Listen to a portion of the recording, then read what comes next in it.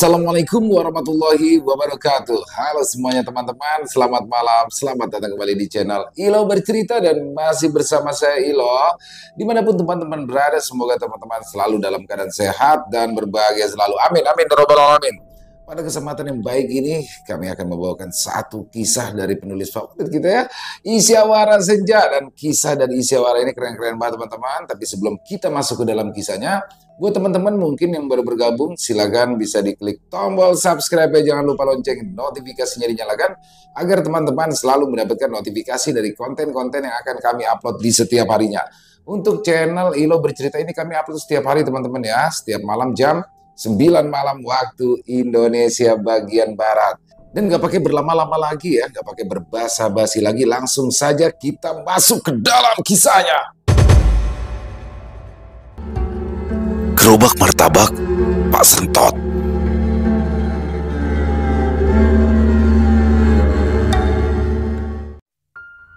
Sentot adalah lelaki parubaya dengan tubuh sedikit bungkuk yang setiap malam berjualan martabak di pinggir jalan.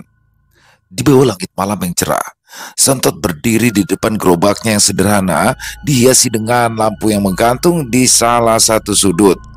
Lampu itu memberikan cahaya lembut yang menerangi meja kayu tempat ia menyiapkan adonan martabak yang terlihat begitu menggoda. Udara malam mulai berhembus, membawa aroma manis martabak yang baru saja datang. Namun, meski aromanya menggoda, pembeli belum juga ada yang datang. Sentot tidak berkecil hati. Ia terbiasa dengan ritme ini, awal yang sepi, menunggu dengan sabar sambil terus menyiapkan martabak untuk teman sesama pedagang yang baru membuka lapak. Ia mengoleskan mentega pada wajan panas. Suaranya mendesis lembut bersautan dengan alunan musik dangdut dari warung sebelah. Tangan Sentot dengan lihai menuangkan adonan ke wajan, memutar-mutar hingga membentuk lingkaran sempurna. Setelah adonan mulai matang, ia menaburkan gula, kacang dan coklat di atasnya. Aroma semakin kuat memenuhi udara malam. "Martabaknya, Pak," ujarnya mengantarkan martabak buatannya ke warung tetangga. Temannya terlihat sumringah, senang menerima martabak hangat dari Sentot. "Wah, makasih ya Mas." Tidak lama kemudian, beberapa orang mulai mendekat. Seorang ibu muda dengan anak kecil yang sedang menghisap es krim berdiri di dekat gerobak, matanya berbinar melihat proses pembuatan martabak yang saat itu sedang berlangsung. Sang ibu memesan satu martabak kacang coklat. Sentot segera membuatnya, lalu dengan cekatan ia membungkus dengan kertas minyak, senyum yang tak pernah lepas dari wajahnya. Malam semakin larut, jalanan mulai lebih ramai, deru mesin motor semakin sering terdengar, dan pejalan kaki mulai banyak yang melintas. Tak butuh waktu lama, gerobak Sentot mulai dipenuhi pembeli. Ada beberapa pekerja kantoran yang mampir sebelum pulang ke rumah, bahkan sekelompok remaja yang duduk di pinggir jalan sambil menunggu martabak mereka matang. Sentot terus bekerja tanpa henti. Sesekali ia mengusap keringat di dahinya dengan punggung tangan, tetapi semangatnya tak pernah surut. Setiap martabak yang matang disambut dengan rasa puas di wajah para pembelinya. Antrian semakin panjang. Sentot mulai kehabisan adonan. Untung ia telah bersiap dengan adonan cadangan yang sudah dia aduk sejak sore tadi. Ia menuangkan adonan baru dengan sigap, memastikan setiap martabak yang dihasilkan tetap sempurna. Hingga malam semakin larut, pembeli pun masih saja terus berdatangan. Beberapa kali Sentot melirik jam di tangannya, sudah hampir tengah malam. Setelah beberapa jam yang melelahkan, akhirnya dia mulai membereskan gerobak. Martabak terakhir telah terjual dan semua adonan sudah habis. Dia menatap jalan yang mulai lengang. Meski awalnya sepi, malam ini telah menjadi malam yang baik, penuh rezeki yang tak terduga. Dengan langkah pelan, Sentot mendorong gerobaknya menjauh, siap untuk kembali ke rumah, istirahat, dan mempersiapkan diri untuk malam berikutnya. Di sepanjang jalan yang ramai itu, bukan hanya Sentot dengan gerobak martabaknya yang setia setiap malam, ada juga berbagai pedagang lain yang saling melengkapi. Mereka semua berjualan ditemani oleh alunan musik dari warung kopi yang terletak di ujung jalan. Di sebelah gerobak Sentot, ada Pak Joko, seorang lelaki parubaya dengan perawakan kekar yang berjualan bakso. Gerobaknya sederhana, berantakan. Karena dia sibuk melayani pembeli, tangan Pak Joko cekatan meracik bakso, menambahkan kuah panas, mie, dan taburan seledri serta bawang goreng yang harum. Tidak jauh dari sana, ada Mbak Rini yang berjualan roti bakar. Gerobaknya dipenuhi dengan aneka pilihan roti dan selai yang berjejer rapi. Aroma roti yang terbakar di atas arang menyebar, menarik perhatian orang-orang yang lewat. Mbak Rini dengan celemek bergaris biru tampak sibuk mengoleskan mentega dan juga selai ke atas roti sebelum ia memanggangnya. Sesekali, Mbak Rini melontarkan candaan kepada Pak Joko ataupun Sentot yang segera dibalas dengan tawa kecil. Ya, mereka sering saling membantu jika salah satu sedang sibuk, menambah keakraban di antara mereka. Tak jauh dari gerobak Mbak Rini, ada Mas Doni yang berjualan nasi goreng wajan besar di atas api yang menyala terang seolah menjadi pusat perhatian. Tapi sayang, lelaki yang satu itu selalu terlihat cemberut, jarang ia bersikap ramah kepada para pelanggannya. Di ujung barisan pedagang, ada angkringan Mas Tono, tempat yang paling sering menjadi pusat berkumpul. Angkringan Mas Tono menyediakan aneka sate, mulai dari sate usus, sate telur puyuh, hingga sate tahu yang semuanya tersusun rapi di atas meja kayu panjang. Penjualnya bernama Mas Tono, rajin mengajak para pembeli untuk duduk sebentar menikmati suasana malam sambil mengobrol ringan. Tetapi gaya bercandanya seringkali keterlaluan sehingga ada saja yang tersinggung padanya. Mereka semua saling mengenal dengan baik, lebih dari sekedar teman sesama pedagang. Setiap malam ketika pembeli mulai berkurang, mereka pun sering berkumpul sebentar di angkringan Mas Tono. Kadang-kadang di hari libur mereka mengadakan acara kecil bersama, seperti bakar-bakar sate di rumah Mas Tono atau sekedar makan bersama di tempat Mbak Rini. Mereka tidak hanya pedagang yang kebetulan berjualan di tempat yang sama. Mereka sudah seperti keluarga yang saling menjaga dan mendukung satu sama lain. Keesokan malamnya, ada sesuatu yang baru di jalanan tempat Sentot dan kawan-kawan berjualan.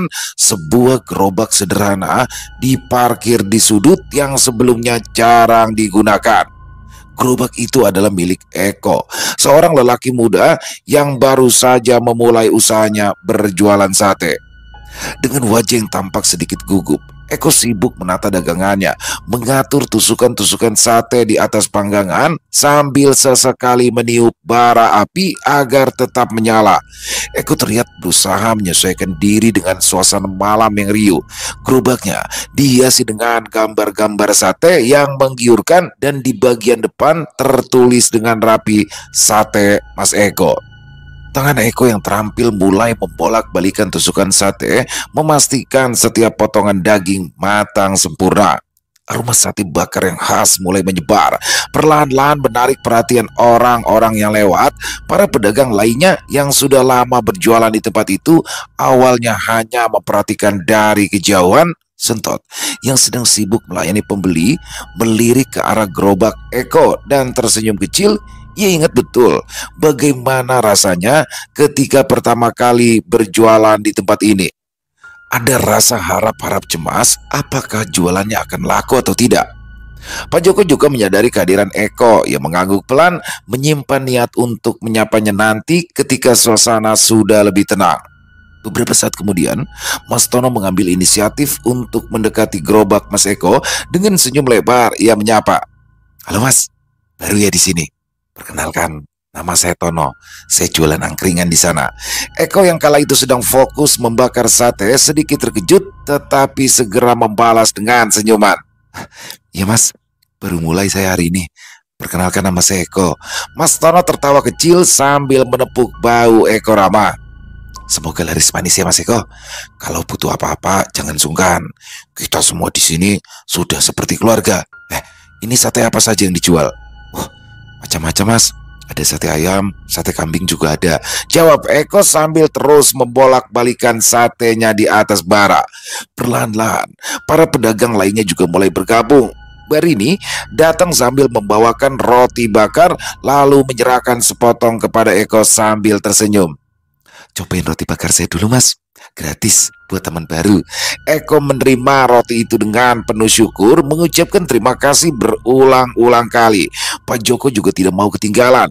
Ia menawarkan semangkuk kecil bakso kepada Eko. Biar kuat jualan sampai malam. Ayo Mas, cobain bakso saya. Jangan khawatir, kita semua di sini selalu saling mendukung. Eko merasa sangat diterima di tengah kelompok ini. Rasa gugupnya perlahan menghilang, tergantikan dengan rasa hangat karena sambutan yang begitu ramah. Malam itu, gerobak sate Eko mulai ramai dikunjungi pembeli. Setelah jam jualan agak longgar, Eko merasa lebih nyaman dan berani memulai percakapan dengan pedagang lainnya. Dia lalu mengobrol dengan Sentot tentang tips menarik pembeli. Sudah punya istri? Tanya Sentot penasaran. Lelaki muda itu tertawa, dua jari tangannya terangkat ke atas.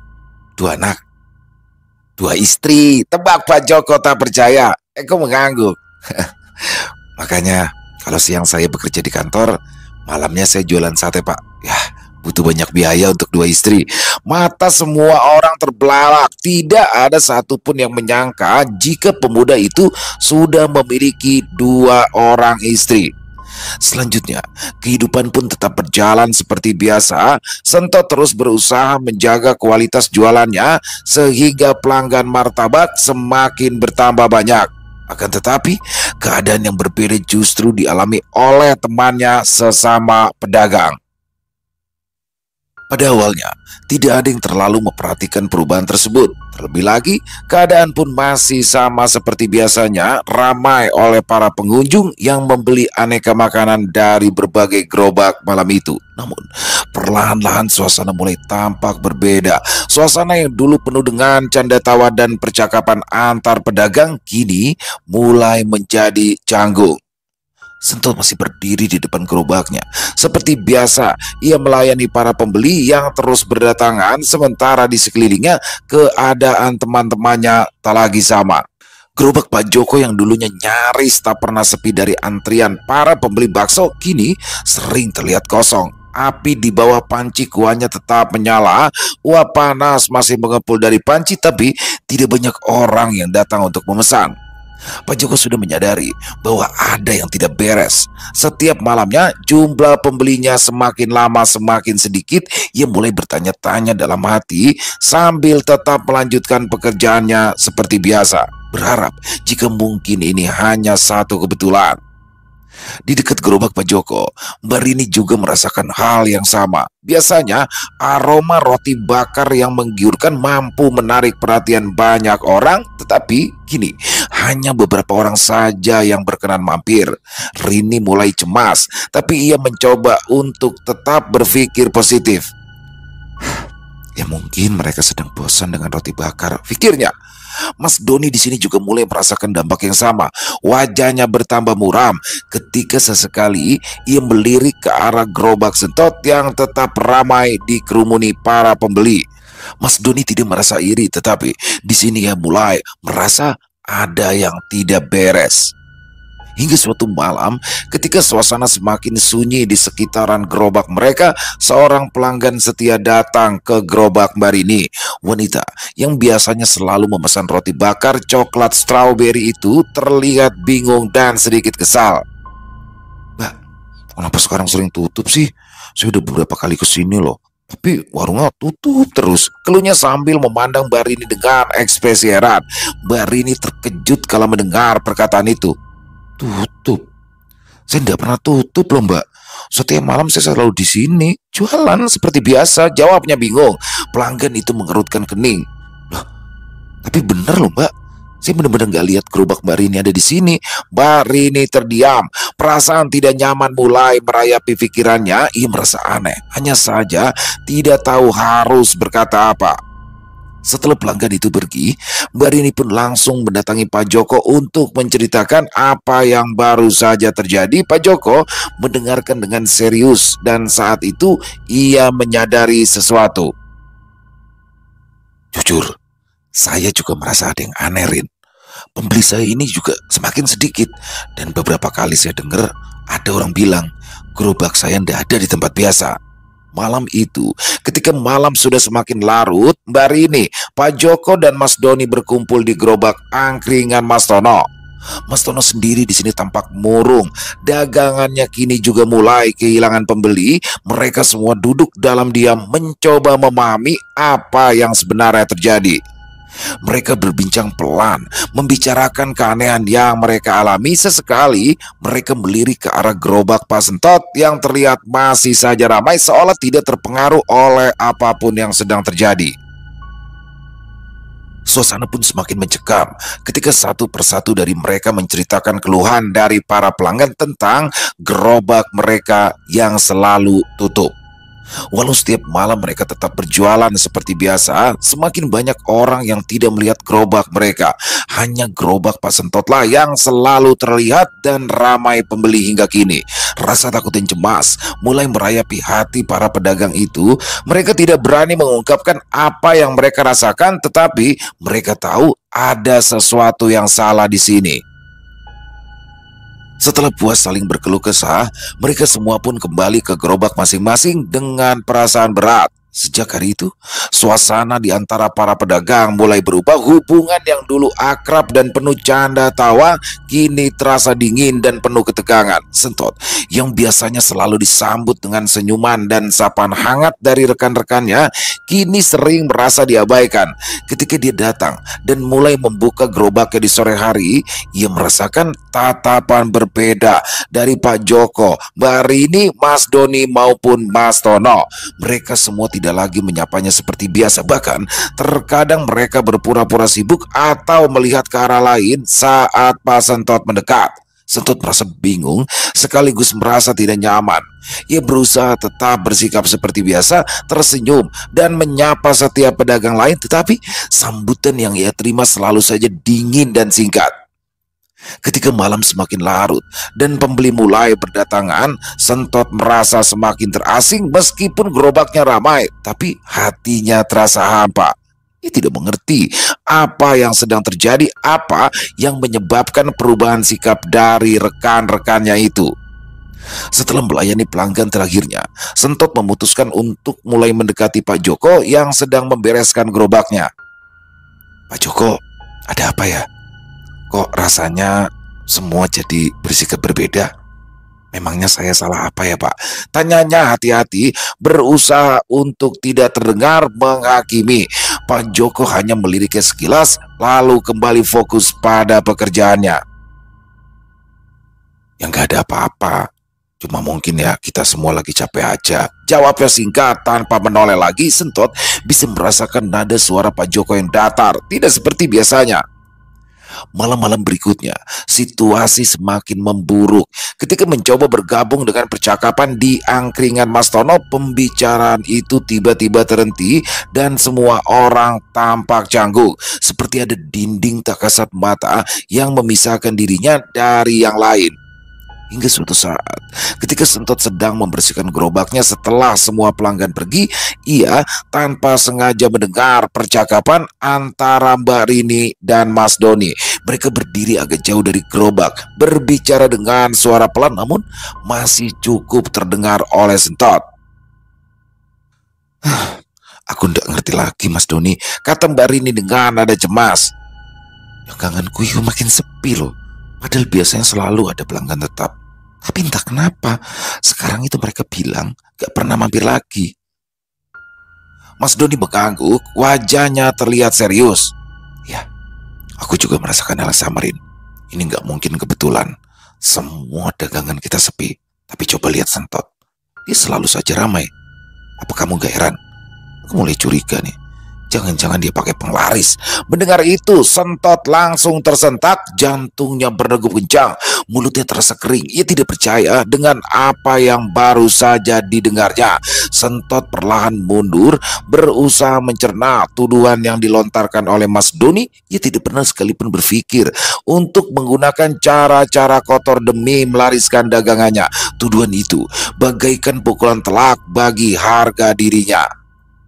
Sentot lalu pulang dengan hati yang berat.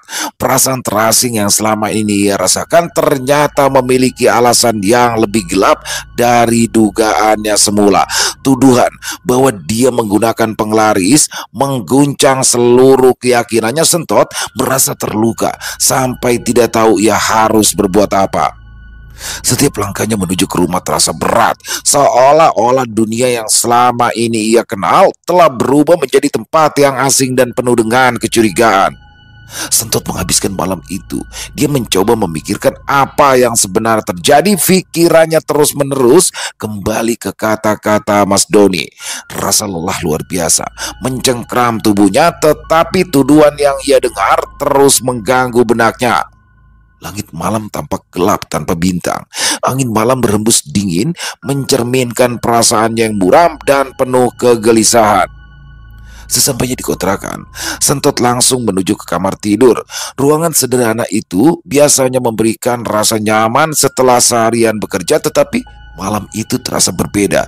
Dinding-dinding yang biasanya diam kini seolah-olah memperhatikan setiap gerakannya, menciptakan bayangan-bayangan aneh yang menari di bawah cahaya lampu yang redup. Sentot melemparkan tubuhnya ke atas kasur, mencoba untuk menutup matanya dan melupakan semua yang terjadi, meski hanya untuk sementara. "Gak mandi dulu, Pak?" tanya istri Sentot heran. Sentot tidak menjawab, dia sudah tidur. Tapi sayang, tidur yang diharapkannya sebagai pelarian dari kekhawatiran itu justru membawanya ke dalam mimpi buruk. Sentot seakan berada di sebuah ruangan asing, dikelilingi oleh bayangan gelap yang mengancam. Udara terasa dingin dan menyesakan. Tiba-tiba saja dari arah kegelapan muncul sosok seseorang. Wajahnya samar, matanya menyorotkan kebencian yang mendalam. Sosok itu mulai mendekat dengan gerakan perlahan. Lalu sebelum Sentot bisa bereaksi, ia merasakan sakit yang tajam di perutnya. Orang itu menusukkan pisau ke tubuhnya dengan secara brutal berkali-kali hingga Sentot menggelepar kesakitan. Sentot merasakan darah hangat mengalir dari lukanya. Rasa sakit yang luar biasa membuatnya tak mampu berteriak. Pandangannya mulai kabur, tetapi ia bisa merasakan darah itu terus keluar. Darah yang mulai terasa seperti besi memenuhi mulutnya, membuatnya tercekik hingga ia memuntahkan semua darah tersebut. Sentot berbaring sekarat di antara genangan darah. Sentot mencoba untuk melawan, tetapi tubuhnya terasa lemas tak berdaya. Perlahan-lahan kesadarannya memudar, tenggelam dalam kegelapan. Lalu tiba-tiba Sentot terbangun dari mimpi buruknya itu. Nafasnya terengah-engah, keringat dingin membasahi tubuhnya. Butuh beberapa detik untuk menyadari bahwa ia telah kembali ke dunia nyata. "Syukurlah cuma mimpi," gumamnya sambil mengusap muka, lantas tertegun dengan mata melotot. Sentot bisa merasakan ada sesuatu yang basah dan lengket di telapak tangannya. Dengan perasaan takut yang mulai menjalar, ia mulai menyalakan lampu kamar. Cahaya lampu memperlihatkan pemandangan mengerikan. Bantal dan selimut yang digunakannya kini berlumuran darah segar. Sentot tersentak, matanya terbelalak penuh ketakutan. Ini bukan mimpi lagi, darah itu nyata. Tubuhnya menggigil karena perasaan ngeri yang luar biasa merasuk ke dalam dirinya. Ia memeriksa tubuhnya, mencari luka atau sumber darah, tetapi tidak ada luka di tubuhnya. Semuanya terasa semakin aneh dan tidak masuk akal. Sentot terduduk di tepi ranjang. Tangannya gemetar saat ia menyentuh bantal yang penuh darah. Pikirannya berputar-putar mencoba mencari penjelasan atas apa yang baru saja terjadi. Mimpi buruk yang begitu terasa nyata, darah yang tak berasal dari mana, itu semua telah membuatnya pusing. Dia termenung, pandangannya kosong menatap noda darah di selimut. Perasaan terasing yang sudah ia rasakan beberapa hari terakhir ini bercampur dengan ketakutan yang tidak bisa ia jelaskan. Sentot merasakan perutnya mual, bukan karena sakit fisik, tetapi karena ketakutan yang begitu dalam. Ada sesuatu yang salah, sesuatu yang tidak bisa dipahami, tetapi jelas sedang terjadi padanya. Waktu seakan berhenti saat Sentot duduk diam di kamar itu, membiarkan pikirannya berkecamuk tanpa jawaban. Mira, sang istri, tidur begitu nyenyak. Dia sama sekali tidak menyadari jika jika ada sesuatu yang terjadi pada suaminya. Saat azan subuh terdengar dari musola yang tak jauh dari rumahnya, Sentot masih duduk termenung di tepi ranjang. Apa ini, Mas? Mira baru saja membuka matanya. Lantas wajahnya memucat saat melihat bantal dan selimut yang berlumuran darah. Lalu ia bergegas menghampiri Sentot yang tampak lemah dan bingung. Mas, ada apa? Darah ini dari mana? Apa kamu terluka? Tanyanya dengan suara yang bergetar, menahan kepanikan yang mulai menyelimuti dirinya.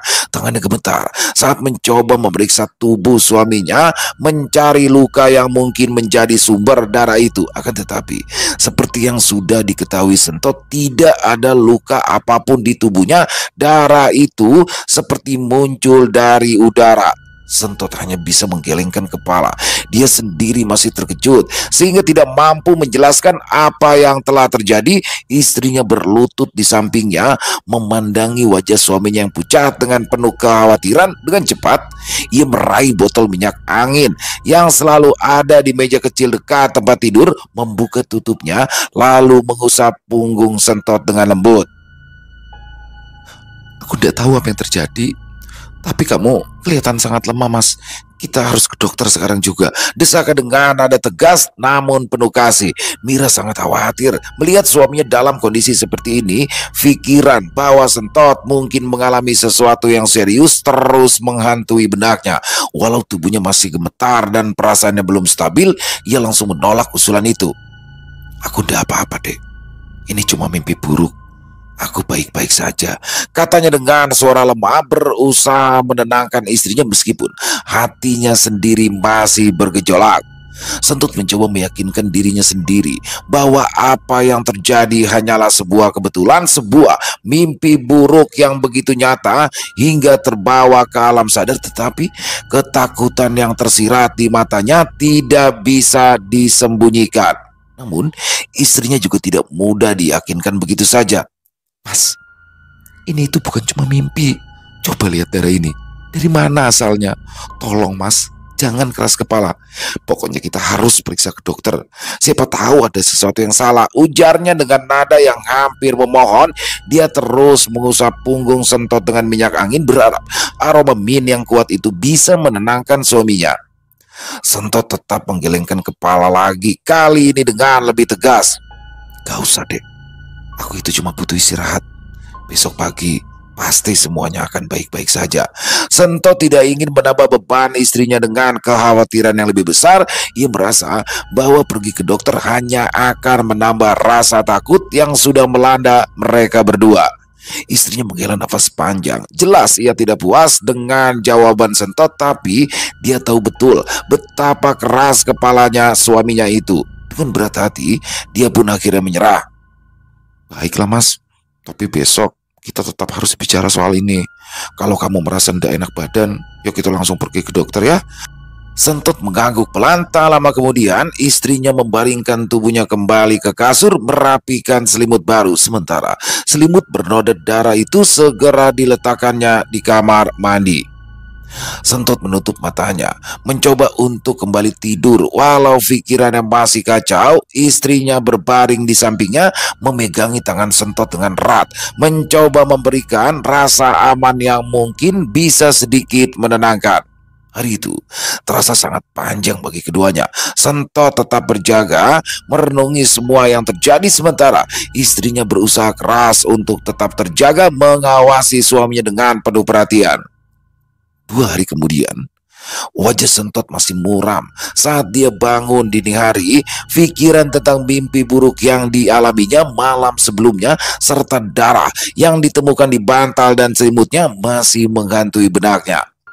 Sentot bangkit dari tempat tidurnya dengan hati-hati agar tidak membangunkan istrinya yang masih terlelap di sampingnya. Langkahnya ringan saat ia menuju kamar mandi untuk membersihkan diri. Air dingin membantu menenangkan pikirannya yang kacau. Sentot berniat menjalani puasa hari itu, sesuatu yang jarang ia lakukan, tetapi ia merasa perlu untuk mendekatkan diri pada Yang Maha Kuasa, mencari perlindungan dari segala kekhawatiran dan ketakutan yang menggelayuti pikirannya. Setelah mandi, Sentot keluar dari kamar mandi dengan wajah yang lebih segar. Ia mengenakan pakaian yang sederhana lalu menuju dapur untuk menyiapkan sahur. Suara peralatan dapur yang bersentuhan terdengar lembut di keheningan pagi. Ia membuat makanan ringan sekedar cukup untuk memenuhi kebutuhan puasanya. Ketika ia sedang duduk untuk makan sahur, Sentot memandang ke arah jendela menunggu sinar fajar yang sebentar lagi terbit. Setelah sahur, Sentot mengaji sambil memohon perlindungan dan ketenangan hati. Pikirannya pun kembali pada keputusan yang telah ia buat. Hari itu dia akan libur berjualan bukan karena ia merasa lelah secara fisik, tetapi karena hatinya butuh waktu untuk merenung dan mencari jawaban atas semua kejadian aneh yang terjadi belakangan ini. Sentot ingin fokus pada ibadah, berharap bisa mendapatkan ketenangan yang selama ini terasa hilang. Paling tidak, saat berjualan lagi, dia sudah bisa menerima keadaan. Hari itu berlalu dengan perlahan. Sentot menghabiskan waktu di rumah, lebih banyak berdiam diri dan berdoa. Istrinya pun mendukung keputusannya untuk libur berjualan, walau Sentot mengatakannya secara mendadak. Sentot sudah berusaha menenangkan istrinya, mengatakan bahwa dia hanya butuh waktu untuk diri sendiri dan untuk beribadah. Sepanjang harinya, Sentot berusaha mencari kedamaian agar rasa gelisah hilang dari sudut hatinya. Malam pun tiba. Setelah melaksanakan sholat Isya, Sentot duduk di ruang tamu bersama istrinya. Suasana malam itu begitu tenang hingga membuatnya hampir melupakan akan semua kejadian aneh yang terjadi belakangan ini. Keterangan itu tiba-tiba pecah oleh suara yang menggelegar di atas atap rumah kontrakannya. Suaranya mirip dengan ledakan api yang keras sehingga menggema ke seluruh lingkungan, membuat semua orang di sekitar kontrakan terkejut. Sentot dan istrinya pun terlonjak dari tempat duduk mereka. Tanpa berpikir panjang, Sentot bergegas keluar rumah diikuti oleh istrinya yang juga cemas. Di luar, para tetangga sudah berkumpul saling bertanya. Sambil melihat ke arah atap kontrakan Sentot, wajah-wajah mereka dipenuhi kebingungan. Beberapa orang bahkan membawa senter dan mulai memeriksa atap-atap rumah mereka. Apa yang terjadi? Suara ledakan dari mana? Tanya seorang tetangga dengan nada panik. Ya kalau aku sih dengernya dari atap rumah si Sentot, jawab yang lain menunjuk ke arah atap rumah yang tampak biasa saja. Tidak ada tanda-tanda kebakaran atau kerusakan. Sentot merasa tubuhnya membeku saat ia mendengar ucapan itu. Dia menatap atap rumahnya dengan perasaan takut yang luar biasa. Perlahan dia naik ke atas untuk memeriksa, berharap menemukan sesuatu yang bisa menjelaskan suara tersebut. Dan saat ia tiba di atas, yang ia lihat hanyalah atap yang utuh. Tidak ada tanda-tanda bekas ledakan atau api. Semua orang terdiam, mencoba mencerna apa yang baru saja terjadi. Tidak ada jejak apapun yang bisa menjelaskan suara ledakan itu. Sentot turun dengan langkah berat, wajahnya pucat pasi. Tidak ada apa-apa di sana, ucapnya lirih, lebih kepada dirinya sendiri daripada kepada orang lain. Jangan-jangan kiriman santet ini, celetuk salah satu tetangganya. Tetangga Sentot akhirnya kembali ke rumah masing-masing, meninggalkan Sentot dan istrinya yang masih diliputi kebingungan juga ketakutan. Mereka berdua masuk ke dalam rumah, lalu menutup hidung. Tiba-tiba bau busuk menyeruak begitu mendadak, menusuk hidung Sentot dan istrinya dengan kepekatan yang membuat perut terasa mual. Bau itu sangat kuat, seperti campuran antara comberan dan bangkai yang sudah lama membusuk. Sentot yang masih berdiri di depan rumah dengan perasaan tak menentu, seketika merasakan jantungnya berdegup lebih kencang. Bau itu seolah-olah berasal dari dalam rumah, memenuhi setiap sudut, sangat menyesakan. Istrinya yang sebelumnya hanya berdiri diam sambil memegangi lengan Sentot kini mulai terlihat panik. Mas, ini bau apa? Kok tiba-tiba jadi seperti ini? Mata mereka saling berpandangan, tapi tak ada yang bisa memberikan jawaban bau busuk itu kian menyengat, seperti ingin menenggelamkan mereka dalam kepanikan.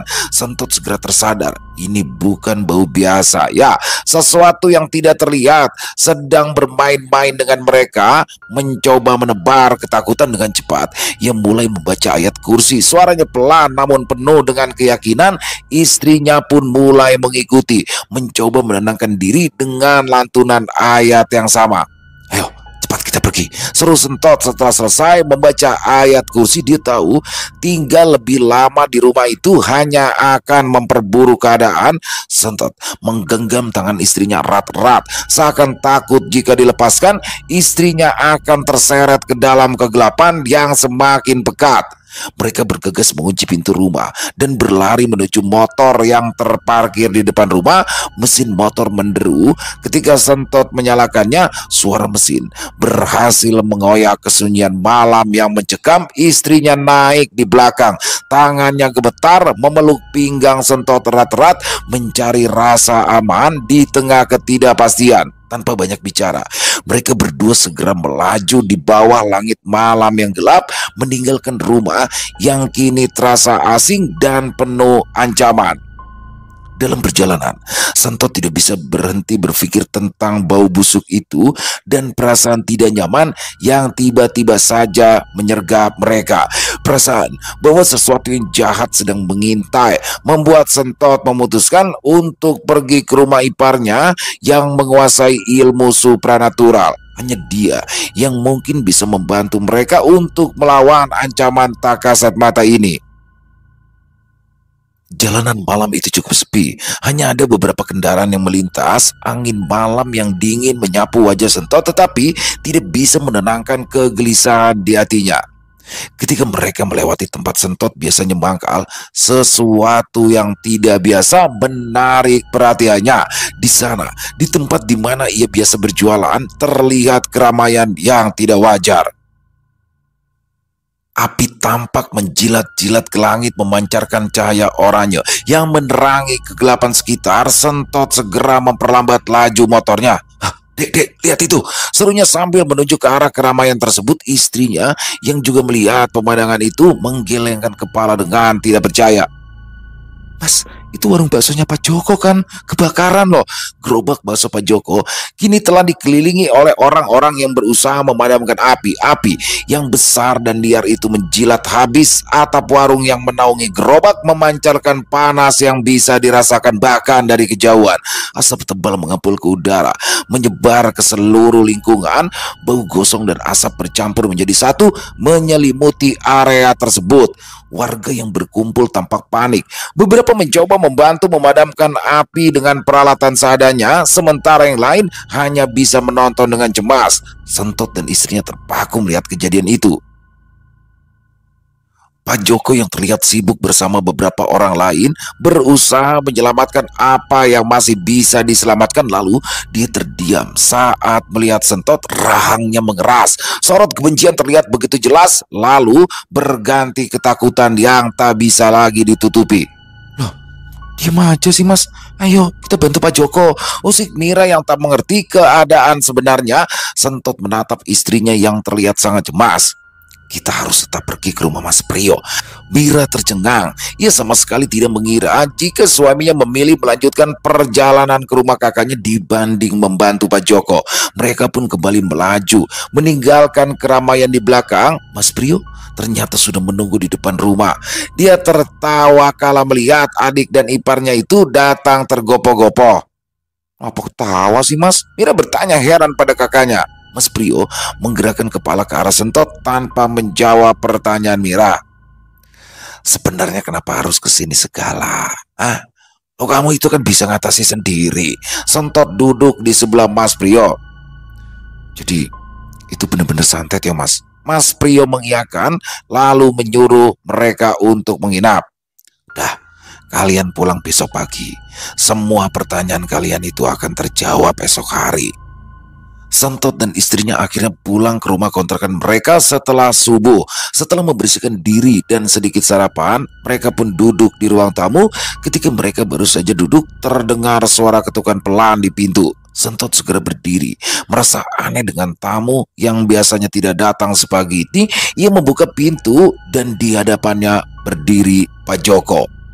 Pak Joko terlihat sangat berbeda dari biasanya. Wajahnya kuyu, kulitnya tampak lebih pucat dari biasanya dengan mata yang sembab karena tidak tidur semalaman.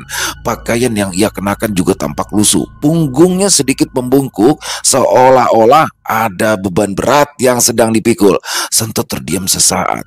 Ia tidak menyangka melihat Pak Joko di depan rumahnya. Pak Joko, ada apa? Ayo masuk, ucap Sentot setengah tergagap. Pak Joko hanya mengangguk pelan, lalu melangkah masuk dengan langkah berat. Istrinya yang melihat kedatangan tamu itu segera berdiri dan mempersilahkan Pak Joko untuk duduk di kursi tamu. Ada keheningan canggung di antara mereka sebelum pada akhirnya Pak Joko mulai berbicara dengan suara pelan dan bergetar. Sentot, aku datang ke sini untuk meminta maaf, kata Pak Joko. Suaranya parau penuh penyesalan. Sentot dan istrinya saling bertukar pandang bingung dengan arah pembicaraan ini. Minta maaf? Minta maaf untuk apa, Pak? Tanya Sentot. Pak Joko menarik nafas panjang, matanya memandang lantai seakan tidak sanggup menatap wajah Sentot. Aku telah melakukan kesalahan besar, lanjutnya dengan suara yang hampir tenggelam. Aku mengirimkan santet padamu. Aku juga yang memasang guna-guna sehingga warung pedagang lain selalu sepi. Ruangan itu tiba-tiba terasa sunyi dari sebelumnya. Sentot membeku. Kata-kata Pak Joko terhenti di telinganya, membuat pikirannya langsung melompat pada semua kejadian aneh yang terjadi selama ini. Maksudmu apa, Pak? Sentot akhirnya berhasil bertanya. Ia sudah curiga lelaki itulah yang mengirimkan santet padanya, tapi dia tidak mengira sama sekali kalau Pak Joko juga mengorbankan para pedagang lain. Istrinya yang duduk di sampingnya memegang tangannya erat-erat, ikut terkejut dengan pengakuan Pak Joko. Aku iri denganmu. Pak Joko mencuri pandang pada Mira yang cantik, lalu menatap Sentot yang bungkuk dan berwajah pas-pasan. Pak Joko melanjutkan lagi, menceritakan akalnya yang berbelit-belit. Dia sengaja menaburkan tanah kuburan di warung lain agar warung mereka sepi, tetapi tidak di warung Sentot. Rencananya pun berhasil. Warung Sentot tetap ramai, tapi yang lain menjadi sepi saat yang lain mencurigai Sentot. Pak Joko pun mengirimkan santet agar Sentot meninggal dunia dengan cara menyakitkan. Dengan cara itu tidak akan ada orang yang curiga padanya kalau Sentot meninggal. Dan dengan cara itu pula lah dia berniat merayu Mira agar bersedia menjadi istri keduanya. Tangan Sentot terkepal erat. Dia hampir saja melayangkan tinju, tetapi kalah cepat dengan istrinya Mira. Menyiram wajah Pak Joko menggunakan teh membuat lelaki itu terperanjat kaget, tetapi pasrah tanpa melakukan perlawanan. Aku tahu kalian pasti marah. Pak Joko mengusap wajahnya dengan menggunakan lengan baju. Tapi aku terpaksa memberanikan diri datang ke sini demi anakku. Apa peduliku? Sentak Mira emosi.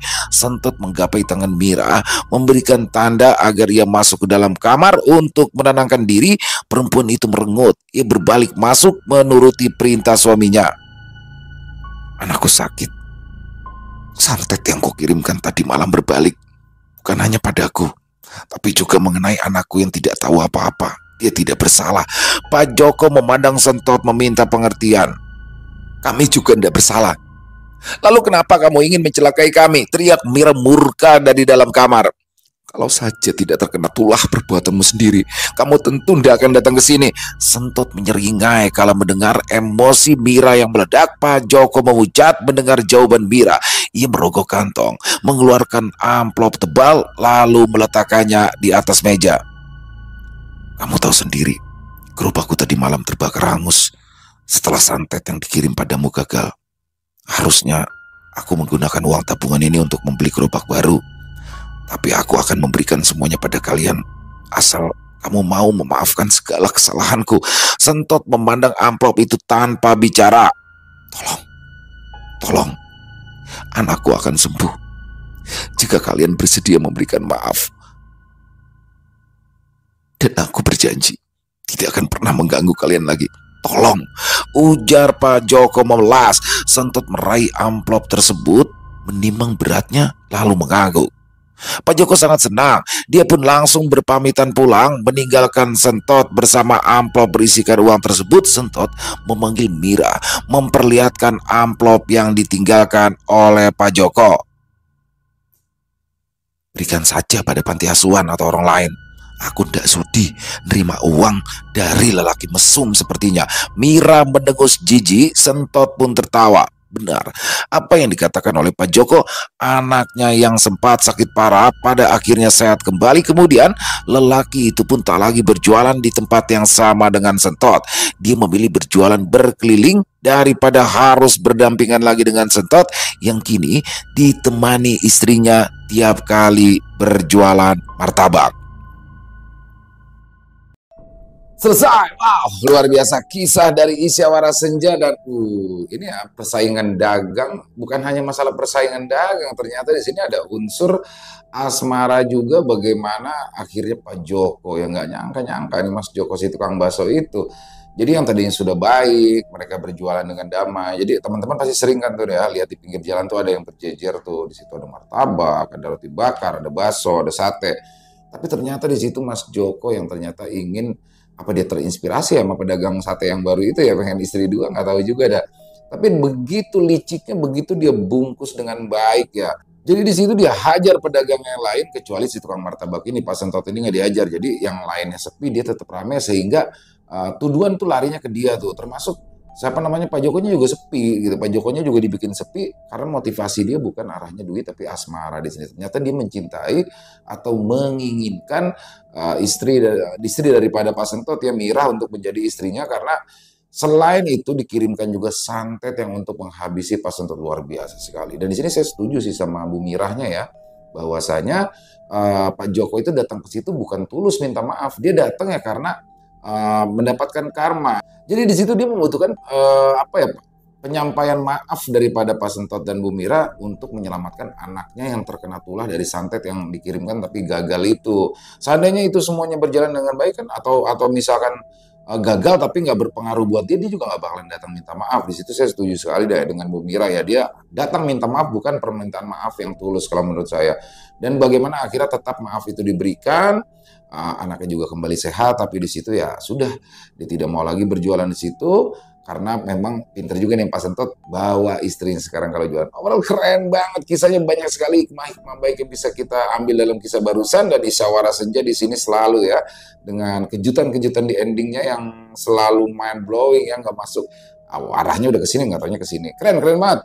Terima kasih buat Isyawara Senja, ditunggu lagi kisah-kisah selanjutnya yang luar biasa, dan semoga kisah barusan bisa menghibur teman-teman semua, para pecinta penikmat horor misteri, lebih khusus lagi kepada para subscriber dari channel Ilo Bercerita.